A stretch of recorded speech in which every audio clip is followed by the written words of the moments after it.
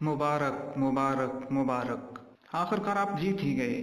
पर क्या ये जीत वाकई फतहमंदी कहलाने के लायक है? मेरे मुताबिक तो हरगिज नहीं। मेरी जो टीम कभी इतनी अच्छी बॉलिंग किया करती थी कि 150 का टोटल फतहगर समझा जाता था, अब 190 का दिफा भी कभी कभार ही कर पाती है। बहरहाल जीत तमाम खामियों को छुपा देती है, वरना कल जैसी परफॉर्मेंस इमाद वसीम और एक्स कैप्टन सरफराज अहमद ने दी है, इसके बाद तो उन्हें कभी मौका नहीं मिलना चाहिए। बैटिंग हमारी तगड़ी हो गई है और अब आप कहेंगे कि जी जी हैदर अली की शक्ल में नया खून जो शामिल हुआ था, तो मेरे अजीजों यही गलती है।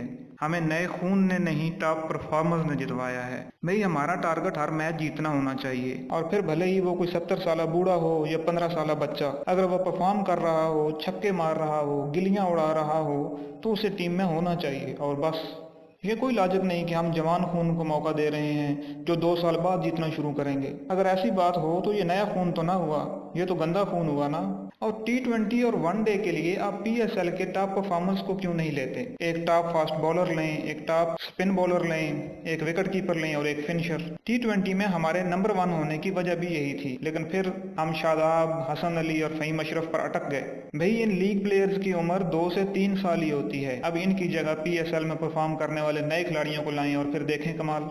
अगर हम फेवरेटिज्म का शिकार हो जाएंगे कि सरफराज को खिलाएं या रिजवान को क्यों नहीं खिलाया, तो ये ज़ीशान अशरफ और रोहेल नज़ीर जैसे खिलाड़ियों के साथ ज्यादती होगी, क्योंकि रिजवान और सरफराज दोनों ही T20 के खिलाड़ी नहीं हैं, और ज़ीशान अशरफ और रोहेल नज़ीर रन्जों के अंबार लगाए जा रहे हैं और अच्छे भले विकेट कीपर भी हैं।